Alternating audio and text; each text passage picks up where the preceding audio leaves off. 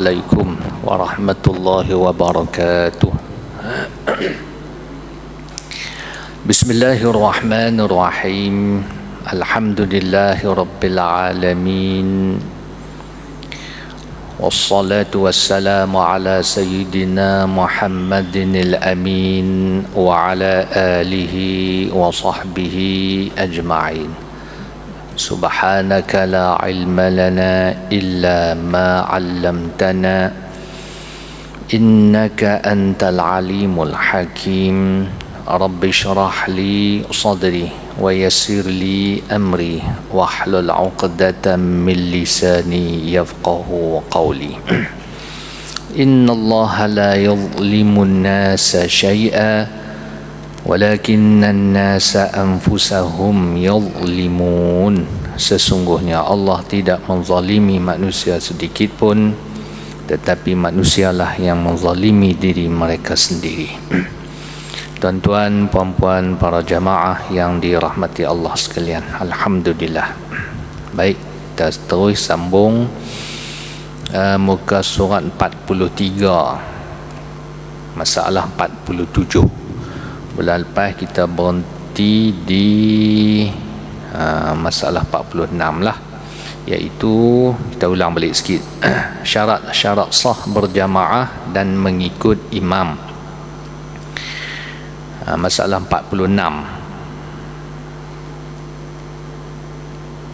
Itu buku baru, buku lama. Betul? 47 ya dah. Saja ulang balik ni, nak peringat balik. Syarat-syarat sah berjamaah dan mengikut imam. Yang pertama, makmum nak ikut imam tu sembahyang, aturan sembahyang tu sama. Makna sembahyang yang makmum nak ikut imam sama, selari dengan aturan sembahyang imam tu lah. Walaupun berbeza waktu, tak apa. Kan dia qada lohok nak ikut imam sembahyang asar, tak apa, sama. Maghrib nak qada ikut sembahyang isya, tak apa, walaupun kurang bilangan rakaat. Itu ada apa, ada cara dia. Itu yang pertama. Yang kedua, wajib makmum mengikut imamnya semua perkara wajib lah. Hak wajib tu semua makmum kena ikut apa yang dibuat oleh imam, perkara wajib dan sunat. Kemudian makmum mengetahui perpindahan imam. Hendaklah makmum tahu pergerakan imam. Cara nak tahu tu sama ada melihat atau mendengar atau dia melihat saf yang di depan dia kalau dia duduk belakang. Jangan mendahului imam pada tempat solatnya. Makmum jangan ke depan daripada imam. Itu sedia maklum. Kemudian makmum kena berniat mengikut imam. Mengikut imam ataupun kita sebut tu makmuman, yang ni mengikut imam. Boleh lah. Dia kena niat yang tu. Nanti kita akan baca ke depan ni. Tidak melakukan perkara yang bertentangan dengan imam pada perkara-perkara sunat yang dikira cacat. Maknanya sunat yang besar, sunat tabaat. Kalau bercanggah dengan imam, hak tu boleh silap hari bulan, boleh membatalkan. Ada tak batal? Nanti ke depan, nanti kita jumpa. Solat imam, makmum yang nak ikut imam tu, makmum ni mesti dia yakin dengan imam itu, sah menurut keyakinan dia. Maknanya dia yakin imam ni sembahyang elok, sembahyang betul, apa semua ikut syarat sah wuduk dan sebagainya. Kalau dia tak yakin, dia berasa macam itu imam ni berasa macam tak apa nak kena ni. Jadi makmum tu yang terbatal, imam tak. Tu syarat sah tu. Jadi makmum nak ikut imam mesti dia menerima atau sah pada anggapan dia, pada pemerhatian dia, bahawa apa yang dibuat oleh imam itu betul. Tidak mengikut di belakang orang yang menjadi makmum. Dia main lewat duduk belakang, dia rasa macam kawan tu imam dah, dia ikut, rupanya makmum kawan tu pun. Tak sah. Jangan imam itu kurang daripada makmum dengan sebab kejantinaan perempuan. Jadi laki-laki tak boleh nak berimamkan orang perempuan ataupun khunsa. Jangan imam itu seorang yang ummi, yakni yang cacat bacaan Fatihahnya. Dia nak jadi imam tapi baca tu pun gelong, telo. Tak boleh. Sedangkan makmum tu qari. Tak boleh. Hak tu dia ada sangkutan dengan nombor 7 tu. Sah menurut keyakinan makmum. Tu dia ada kaitan tu. Jadi yang nak jadi makmum, kita makmum ni berimam dengan seseorang tu bacaan dia elok lah. Kalau bacaan tak elok sedangkan makmum tu qari baca elok, tak boleh. Makmum tu lah tak boleh ikut. Dan imam dan makmum berhimpun dalam satu tempat. Okey, itu syarat sah jamaah, yakni makmum mengikut imam. Baiklah, kita tengok masalah 47, niat imam dan makmum. Niat imam dan makmum, ni pentinglah. Berniat imam atau makmum dalam solat Jumaat adalah wajib. Okey, kita sebut Jumaat dulu. Kerana solat Jumaat disyaratkan mengerjakannya secara berjamaah. Sembahyang Jumaat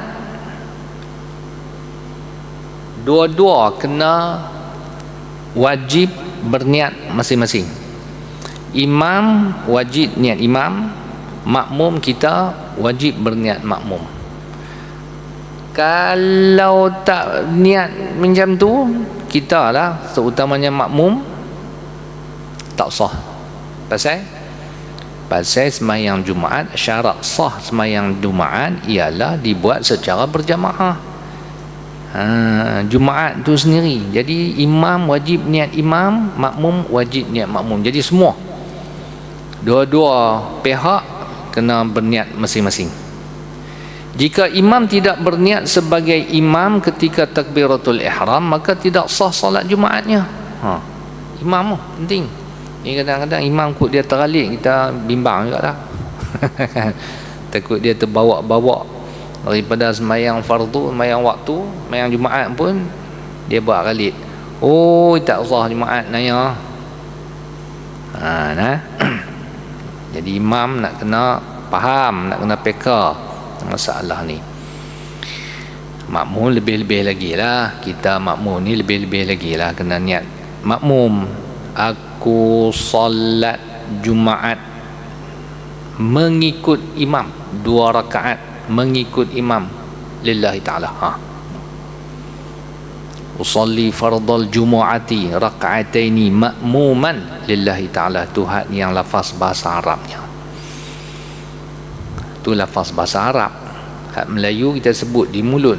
Di mulut bukan niat, itu lafaz, talaffuz. Aku sembahyang Jumaat 2 rakaat mengikut imam. Tu baru lafaz. Niatnya mana? Waktu takbir tu lah. Allah lintah dalam hati tu. Lintah apa? Lintah hak sebut tadi lah. Tapi awas, hati-hati. Kalau tang niat ni pun tak selesai-selesai. Orang tanya lagi tak selesai-selesai. Baru ni jemaah tanya lagi, niat mana Ustaz? Rupanya tak selesai lagi dia tu. Hak sebut di mulut tu lafaz, itu bukan niat. Itu hanya ucapan di mulut bagi membantu kita nak niat sekali lagi. Aku sembahyang Jumaat 2 rakaat mengikut imam. Mengikut imam tu ni hak kita duk baca ni, lillahi ta'ala, kerana Allah Ta'ala. Hak tu kita sebut di mulut, bukan niat lagi. Di sisi mazhab kita Syafi'i, para ulama mengatakan niat itu apa yang terlintas di dalam hati di awal perbuatan yang kita nak buat. Ni saya buat apa? Saya pegang dan angkat botol. Adakah saya lafaz tak ada ni? Aku nak pegang botol, kemudian nak angkat botol. Tu lafaz, tu bukan niat. Tu saya sebut nak habaq kat tuan-tuan yang kata saya nak pegang botol, nak angkat. Niatnya mana? Niat saya seorang lah tahu. Saya yang terlintas kata nak pegang, nak angkat botol ni. Apa yang ada dalam fikiran saya tadi, dalam minda saya, iaitu nak pegang botol, nak angkat. Itulah niat. Sebab terus saya buat. Itulah niat. Jadi niat di sisi mazhab kita Syafi'i, di awal perbuatan kita nak sembahyang tu, awal tak mana? Takbiratul ihram tu lah. Allah. Apa ada dalam hati? Aku nak sembahyang Jumaat 2 rakaat. Lillahi ta'ala, Allahu Akbar, dalam hati tu sebut tu. Itulah niat. Kemudian nak bagi kemas kata niat tadi ni betul-betul kamu niat ataupun kamu hasrat, kamu ingin nak buat perbuatan itu, adalah dia punya ciri-ciri niat dia tu kan. Qasadnya yang kita sebut iaitu kehendak, ta'arud, yakni sebut jenis sembahyang, ta'yin, menentukan sembahyang apa. Jadi 3 perkara tu nak dalam niat. Lintasan yang kita ada dalam hati tu nak hak tu je. Yang ni aku sembahyang, qasad lah tu, iaitu kehendak nak buat perbuatan itu. Perbuatan apa? Sembahyang. Aku sembahyang. Kita kadang-kadang Melayu ni dia jadi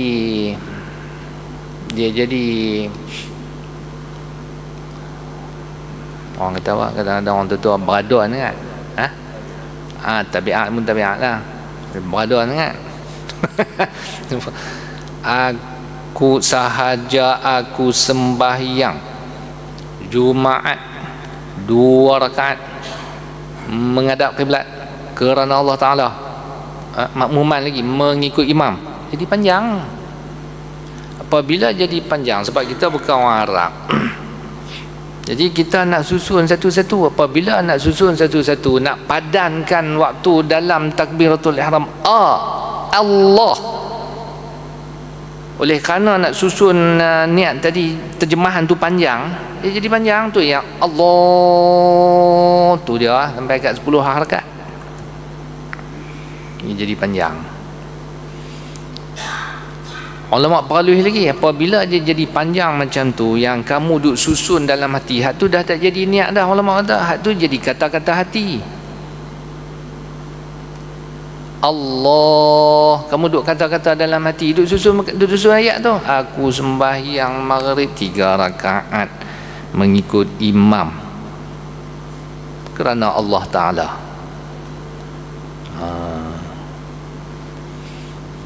Tak apalah, kita ambil pendapat hak kata orang lemak, kita boleh lah. Panjang sikit tak apalah, pasal kita orang awam kan. Tapi cuba latihlah supaya dipendekkan, diringkaskan, agar sembahyang kita, takbir kita itu tidak meleret. Sebab kadang-kadang panjang meleret itu memberi kesan juga. Jadi Allahu Akbar, itu je cukup. Jadi dalam hati itu aku sembahyang maghrib 3 rakaat mengikut imam. Tapi kita gambarkan sajalah, kan? Macam tak saat ni saya pegang pen, saya niat dalam hati tu. Macam mana saya niat? Itulah niat, apa yang tergambar, apa yang terlintas. Kalau duk susun ayat lambat, aku sahaja aku pegang pen merah lalu mengangkatnya menunjukkan kepada jemaah, oh meleret hak tu jadi 10 harakat tu. Tak perlu. Nah. Jadi mana yang lencong pergi niat. Tu jika imam tidak berniat sebagai imam ketika takbiratul ihram, maka tidak sah solat Jumaatnya. Jadi kena niat. Sebab itu niat tadi ni sebenarnya amalan niat tu memang paling ringkas, mudah sangat. Manakala solat Jumaat, para makmum pula boleh terjejas jika jumlah ahli jamaah hanya 40 orang termasuk imam. Dia akan terjejas. Tapi kita hari ini masjid jemaah ramai, ratus-ratus orang, masjid yang besar cecah 1000 orang. Jadi bab ni tak timbul lah, tak jadi isu lah. Nak kata Jumaat dia terjejas, cuma orang tu lah, kalau dia tu tak niat jadi imam, dia tu yang terbatal Jumaat dia. Baik, hak tu nak abang kata Jumaat. Adapun solat selain daripada solat Jumaat, yakni solat fardu biasa ni, maka imam tidak wajib berniat sebagai imam untuk sah berjamaah. Jadi Ustaz Syafi'i tak apa kalau dia tak niat imam tadi, tapi rugi lah. Sembahyang sah. Ni sembahyang fardu tak sah ni kan. Jadi tu imam kalau tak niat tak apa, tak wajib. Tapi jangan buat begitu, rugi lah. Adapun solat selain daripada solat Jumaat, maknanya solat fardu biasa ada zaid dan sembahyang maghrib ada ni, imam tidak wajib berniat sebagai imam untuk sah berjamaah. Namun hukum makruh jika tidak berniat sebagai imam, dia jadi makruh balik lah. Pasal apa? Dan tidak mendapat fadilat jamaah, pasal itu lah. Jadi dia rugi, terlepas lah. Jadi kalau Ustaz Syafi'i tadi ni tak niat jadi imam, sembahyang kita sah, sembahyang Ustaz Syafi'i pun sah, cuma terlepas fadilat jamaah. Maknanya sembahyang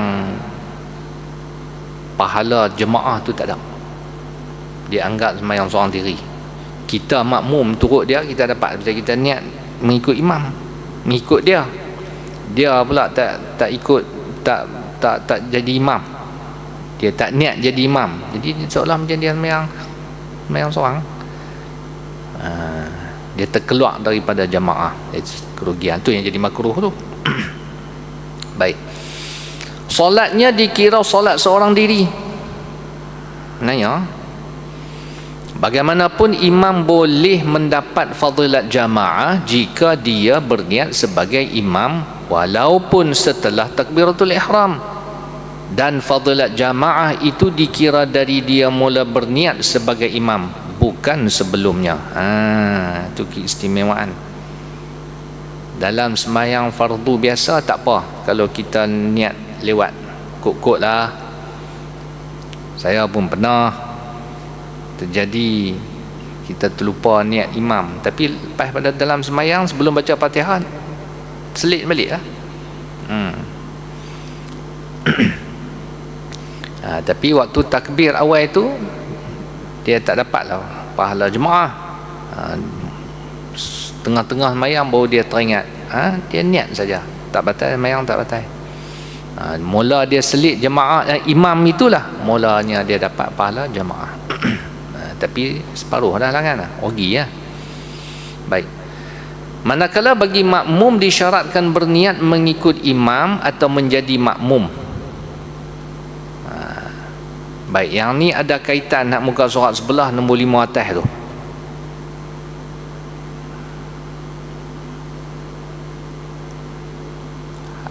Kita baca tadi ni syarat sah jemaah tu nombor 5 tu. Ni ada kaitan. Hendaklah makmum berniat mengikut imam. Jika tidak berniat makmum, maka jadilah solatnya itu seorang diri. Ni makmum lah. Ni makmum. Syarat sah jemaah bagi makmum kita ni kena niat mengikut imam. Okey. Ingat tu. Kita sambung tadi. Manakala bagi makmum disyaratkan berniat mengikut imam atau menjadi makmum.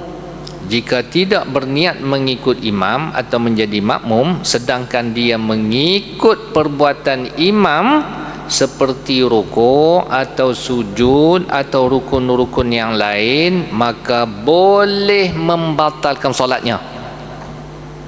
Ni kita makmum ni. Dia terlupa niat mengikut imam. Dia terlupa niat jadi makmum. Aku sembahyang maghrib 3 rakaat lillahi ta'ala. Dia tak terlintas pun kata dia nak jadi makmum, nak mengikut imam. Tapi semua perbuatan dia mengikut imam. Macam mana?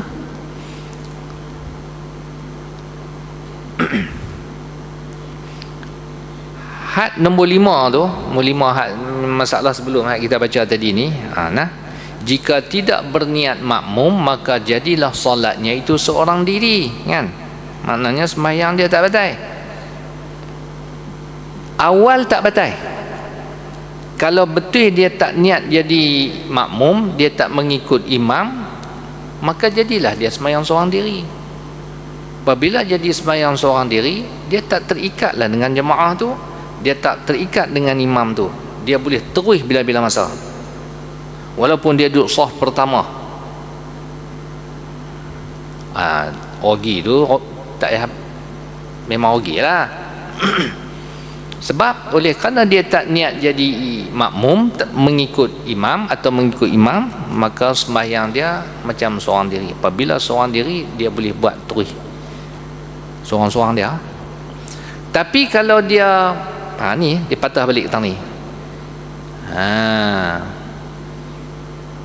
Sedangkan dia mengikut perbuatan imam seperti rukuk atau sujud atau rukun-rukun yang lain, maka boleh membatalkan solatnya.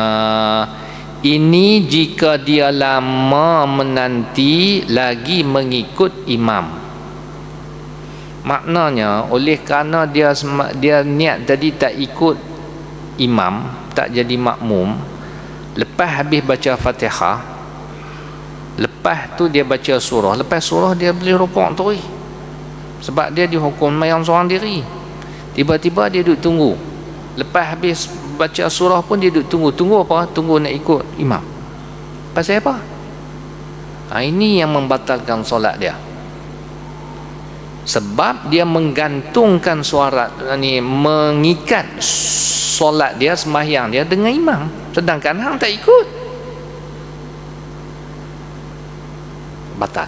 Ulama kata batal. Maka boleh membatalkan solatnya. Ini jika dia lama menanti lagi mengikut imam. Dia duduk tunggu imam tu rukuk, padahal dia baca semua habis dah.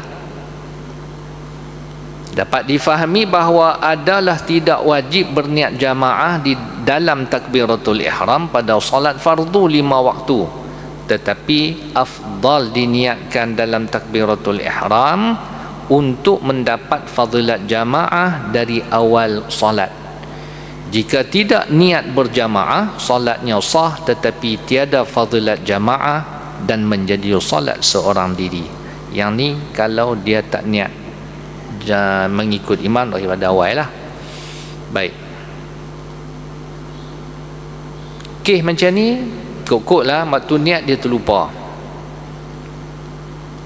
Tadi tak niat nak ikut imam lah, ni habis baca Fatihah dah, habis baca surah dah, niat nak ikut imam tu balik, boleh tak?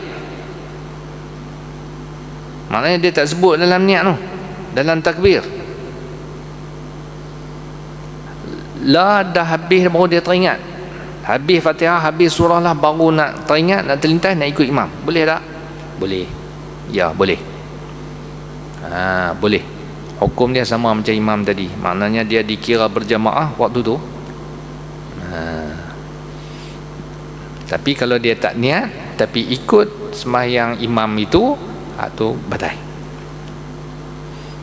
Okey. Boleh no? Ada apa-apa masalah boleh kita bincang. 48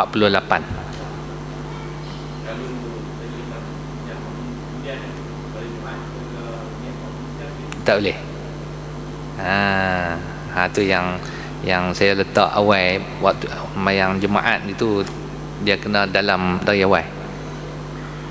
Untuk sembahyang Jumaat, niat imaman, niat makmuman bagi makmum itu mesti dari awal dalam takbiratul ihram. Tak boleh. Hak tu dia tak boleh tengah-tengah sembahyang. Gagap cerita lain, gagap tak apa. Hak tu gagap pada lafaz. Niat takkan gagap kot, niat tak ada gagap. Niat dia terlintas. Gagap pada lafaz, niat di hati atau dalam fikiran dia, lintas niatnya. Itu yang kita masukkan kata sembahyang Jumaat itu wajib tu diniatkan dalam takbiratul ihram. Pasal bezanya balik kepada syarat sah Jumaat. Syarat sah Jumaat mestilah berjamaah. Tak apa. Tak sebut rakaat, tak apa. Aku sembahyang maghrib Jumaat, aku sembahyang Jumaat makmum lillahi ta'ala. Okey? Ya, boleh. Aku sembahyang Jumaat mengikut imam lillahi ta'ala. Deh. Itu yang kita niat tu mudah je. Pendek. Memanglah kita orang Melayu ni dia jadi apa nama? Lambatlah sikit pasal kita nak terjemah daripada hak Arab, dan kita nak gambarkan aku sembahyang Jumaat, tak sebut 2 rakaat jadi panjang. Aku sembahyang tu usallilah fardal Jumaati, fardu Jumaat ataupun Jumaat saja mengikut imam atau makmuman lillahi ta'ala. Itu yang dia jadi meleret sikit tu. Okey, 48. Susunan saf dalam solat jamaah.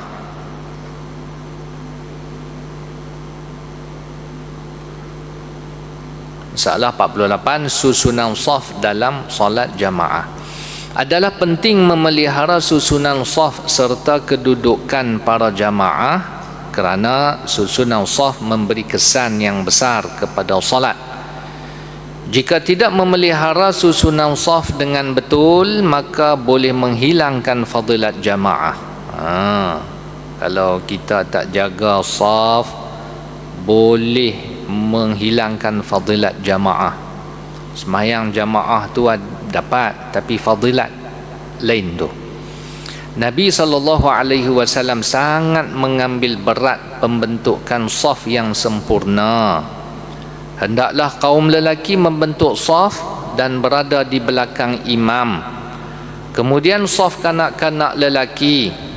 Kemudian diikuti golongan khuntha, kaum perempuan di belakang khuntha, dan akhirnya kanak-kanak perempuan. Inilah susunan saf dan kedudukan jamaah jika terhimpun semua golongan. Okey. Itu kedudukan mengikut golongan jantina, tua dan kanak-kanak. Orang dewasa dengan kanak-kanak.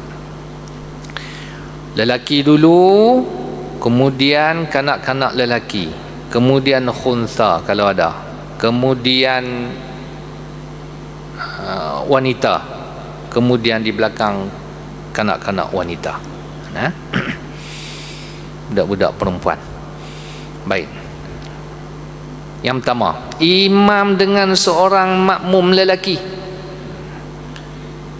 Jadi makmum seorang je lah, 2 orang. Imam seorang, makmum seorang. Imam dengan seorang makmum lelaki. Makmum lelaki hendaklah berdiri di sebelah kanan imam. Okey, ini yang kita duk buat.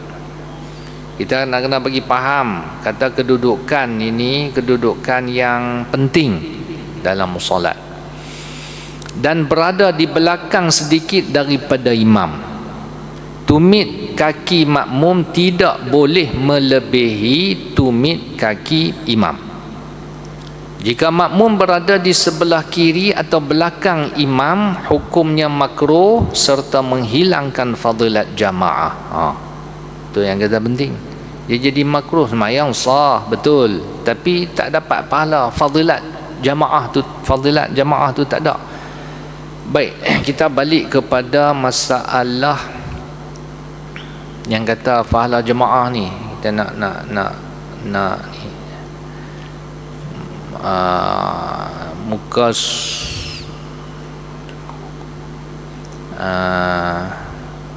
mana dia?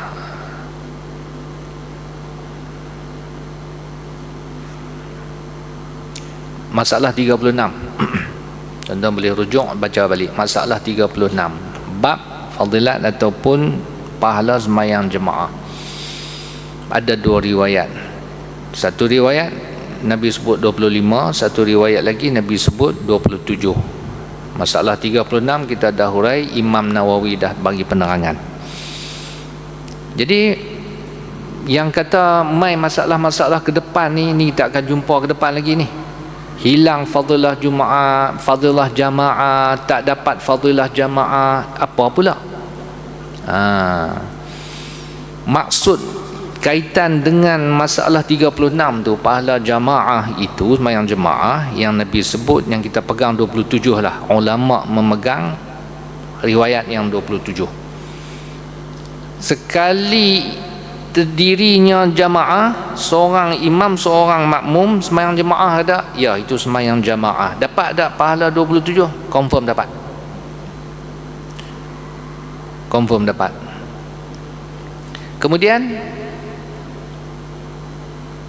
hak lain-lain tu lagu mana? Hak lain-lain tu lah pahala fadilat tu. Fadilat dalam jamaah tu banyak lagi yang kita nak baca ke depan ni. Tu baru seorang makmum. Syarat dia nak dapat fadilat itu, makmum kena duduk sebelah kanan imam, belakang sikit. Ukuran dia tumit. Kita biar duduk rapat dengan imam tak apa. Kita orang Melayu dia duduk selangkah ke belakang. Pasal sekali lagi kalau makmum lain, makmum yang kedua nak mai, dia nak langkah selangkah aja, tak banyak langkah. Orang Arab tak, dia rapat dengan imam tu. Beza dengan tumit tu, barazan tak sampai jengkai. Tak apa. Betul lah hak kita buat tu pun tak apa. Betul dah lah tu. Sunnah dah, iaitu kedudukan makmum yang seorang di belakang sikit daripada imam, belah kanan. Dapat tak fadilat ataupun pahala jamaah? Ya, 27. Kemudian hak fadilat lain ni, hak ni yang kita nak sebut ke depan ni. Yang kata fadilat itu adalah pahala-pahala lain tambahan kepada 27 tu. 27 tu hak yang basic, asas. Sekali semayang jamaah saja 27 dah dikredit masuk. Kemudian pahala lain, pahala lainnya, pahala jamaah kalau lagi ramai makmum, lagi banyaklah fadilat. Pahala betulkan saf, pahala takbir bersama imam, pahala mendengar bacaan Fatihah imam, pahala mengaminkan bacaan imam, pahala menyamakan saf. Saf di hadapan lebih utama, lebih banyak pahalanya daripada saf-saf yang di belakang. Itu fadilat banyak tu. Jadi berapa jumlah tak tahu. Tu kita tak tahu. Tu di sisi Allah Taala. Tu yang Nabi tekan sangat supaya buat sembahyang jamaah pada itu. 27 tu hak asas, hak basic. Hak tambahan tu lagi banyak. Fadilat dalam masjid ni, kita ada dalam masjid niat iktikaf, jangan lupa tuan-tuan. Sembahyang di surau dengan sembahyang di masjid. Sembahyang di surau pun dapat pahala 27, sana pun ada jemaah 10 orang, di Masjid Zahid ini pun jemaah juga ada makmum 10 orang. Beza dia tang mana? Sana imam pun imam hafiz baca elok, semua makmum 10 orang tu pun khusyuk, kemas baca turut elok, sama elok. Jemaah di Masjid Zahir ni pun imam pun kemas, orang lama, jemaah dia pun orang lama, semua khusyuk, tak ada, sama je tang tu, semua dapat 27, sini pun 27. Tapi pahala ada lebih lagi tak? Lebih lagi. Tahu mana? Sini masjid, niat i'tikaf, tahiyatul masjid ada. Sana tak ada, bukan masjid, tak ada niat i'tikaf, tak ada tahiyatul masjid. Kurang dah. Kurang dari segi tempat lah. Dari segi jamaah mungkin sama. Tu. Ni nanti kita akan jumpa ke depan ni. Baik. Jadi imam dengan seorang makmum lelaki. Makmum lelaki hendaklah berdiri di sebelah kanan imam dan berada belakang sedikit daripada imam. Tumit kaki makmum tidak boleh melebihi tumit kaki imam. Jika makmum berada di sebelah kiri atau belakang imam, makmum ni dia duduk belah kiri atau dia duduk belakang tu imam, hukumnya makruh serta menghilangkan fadilat jamaah, tak dapat yang kata pahala lebih tadi ni. Hak ni pasal apa ni? Hak ni pasal Nabi tunjuk. Ibnu Abbas, saya lupa Ibnu Abbas ke Ibnu Mas'ud, sembahyang seorang, dia bermalam dengan Nabi waktu tu, malam tu. Dia jatuh hendak menakan kepada isteri Nabi. Jadi dia main nak tengok Nabi sembahyang waktu malam ke mana, dia main, tak apalah. Main waktu malam, mangkit sembahyang ikut. Nabi bangun sembahyang tengah malam ni, tahajud. Dia dah tengok Nabi sembahyang, dia pun mangkit pi. Dia pergi duduk belah kiri. Nabi pegang tangan dia, tarik mai duduk belah kanan. Mai belah ni. Tu maknanya ni Nabi yang atok susun. Ni bukan ulama ijtihad apa dak nak. Nabi pegang dia, mai duduk belah kiri, mai duduk belah kanan. Dia mai duduk belah kiri. Nabi pegang, tarik, mai duduk tarik dia, mai duduk belah kanan. Duduk. Dalam sembahyang ni bukan luar sembahyang, dalam sembahyang. Nak menunjukkan bahawa kedudukan makmum dalam saf-saf itu Nabi yang tentukan. Jadi kalau Nabi dah letak seorang makmum di sini, itulah sunnahnya. Timbul persoalan, orang tanya kita kita nak pergi berimam dengan kawan tu main rapat di dinding, kawan tu pun kan macam tak mengaji pun. Yang duduk sembahyang seorang-seorang pasal apa di ujung pi dinding, rapat dinding tu. Kalau rapat dinding ni boleh lah, kita duduk belah kanan dia. Ni kalau dinding dia rapat belah kiri dia, belah kanan dia, kita nak pergi berimam dengan dia. Kita nak sembahyang seorang diri rugi, pasal hang pun nak sembahyang lohok. Duduk pergi sembahyang rapat dinding buat apa? Mainlah tengah-tengah supaya orang lain boleh bentuk ikut hang. Anda nak buat ke mana?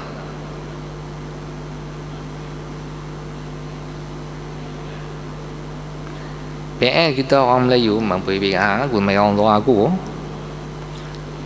Ogi kedua-dua. Dia apa ogi, kita lagi ogi kan. Tak apa. Kita duduk rapat di belakang dia takbir. Yang kata nak jadi orang nak mayang kita ni kena faham lah. Apabila ada orang rapat di belakang kita, bermakna orang tu nak berimam dengan kita. Dia kena langkah ke kiri dia selangkah atau dua.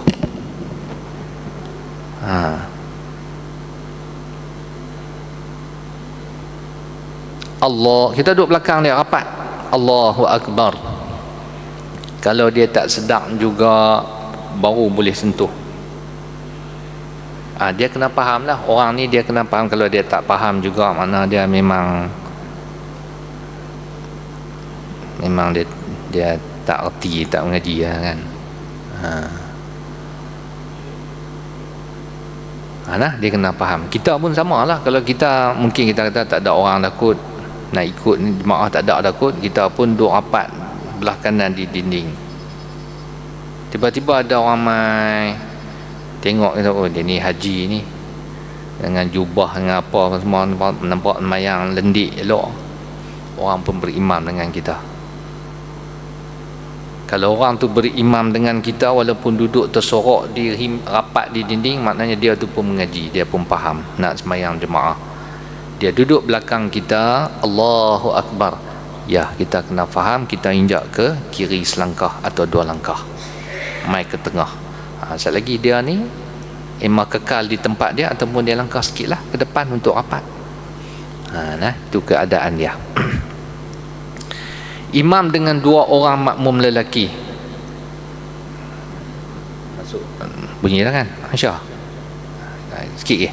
Imam dengan 2 orang makmum lelaki. Jika imam dengan seorang makmum lelaki telah jika imam dengan seorang makmum lelaki, mula lepas 2 aja, makmum seorang, telah memulakan solat seperti kaifiat di atas. Mula-mula makmum seorang je, dia pun duduk rapat belah kanan imam lah. Kemudian datang seorang makmum lelaki yang lain, maka hendaklah ia berdiri di sebelah kiri imam dan berada di belakang sedikit daripada imam, iaitu menyamai dengan makmum yang berada di sebelah kanan imam yang lebih awal. Ni berlaku tiap-tiap hari lah, tiap-tiap waktu berlaku ni. Ni cara asal. Kalau kita yang lewat ni ada jemaah makmum tu duduk belah kanan dia, kita nak duduk tang mana sebenarnya? Makmum yang kedua ini hendaklah bertakbiratul ihram terlebih dahulu, kemudian mereka berdua berundur ke belakang lalu merapatkan saf. Inilah yang afdal. Jika tiada ruang di belakang mereka, maka bolehlah imam bergerak melangkah ke hadapan. Ni yang afdal, yang asal. Tapi kita orang Melayu, kita tak pernah buat lagu ni. Kita makmum yang kedua tu duduk belakang siap-siap. Kan? Kita sendiri duduk belakang makmum, belakang imam siap-siap. Takbir dia, sekali lagi orang makmum belah kanan tu lah hang pandai-pandai unduk. Boleh lah, sama lah. Tapi hak asal macam ni. Hak asal macam ni. Kalau ada ruang belakang, makmum yang unduk itu nombor 1. Kalau di belakang tak ada ruang, imam yang melangkah ke depan. Barulah makmum tu cantum balik bentuk satu saf. Itu hak tu biasalah kan. Cuma kita tak buat nak macam ulama sebut ni. Kita orang Melayu duduk belakang siap-siap. Makmum yang kedua tu dia duduk belakang siap-siap, dia takbir. Makmum hak awal itulah yang unduk ke belakang. Bab sentuh ni tuan-tuan, hendaklah menyentuh sekiranya makmum tu tak sedar lah. Sekiranya makmum hak awal itu, hak asal tak sedar, nak sentuh boleh, harus selepas kita takbiratul ihram. Maknanya sentuh dalam semayang, tak boleh sentuh di luar semayang. Kita tak semayang, tak takbir lagi, kita dah quit, dia dah berdosa kita kerana mengganggu orang semayang. Tak dikira perbuatan quit itu sebagai untuk memahamkan dia nak bentuk sah. Kita berdosa tu, hukumnya haram, berdosa kerana mengganggu orang semayang. Kita takbir dulu, Allahu Akbar. Takbir kuat tak apa, tak perlu quit pun sebenarnya. Dia pun nampak sebenarnya. Kalau dia tak nampak, dia pejam, khusyuk. Dan kita mungkin takbir suara tak kuat, bising dengan ikon ke kipas angin ke apa ke, dia tak dengar juga. Ketika tu baru quit, harus. Tapi kita takbir dululah, Allahu Akbar. Takbir sekali saja, takbir sembahyang, takbiratul ihram lah. Nak panggil dia tu kita tak boleh nak takbir yang kedua. Jadi kita silap akhir bulan boleh rosak sembahyang kita pula. Dia tak turun lagi. Baru quit gitu saja habis. Okay, nah, kita berhenti dekat ni. Ini masalah lagi lah. Wallahu a'lam. Bismillahirrahmanirrahim. Allahumma 'allimna ma yanfa'una wa anfa'na bima 'allamtana wa zidna 'ilma wa alhiqna bi'ibadika salihin. Rabbana atina fid dunya hasanah wa fil akhirati hasanah wa qina 'adzaban nar. Wa sallallahu ala sayyidina Muhammad wa ala alihi wa sahbihi wa sallam. Alhamdulillah bil alamin.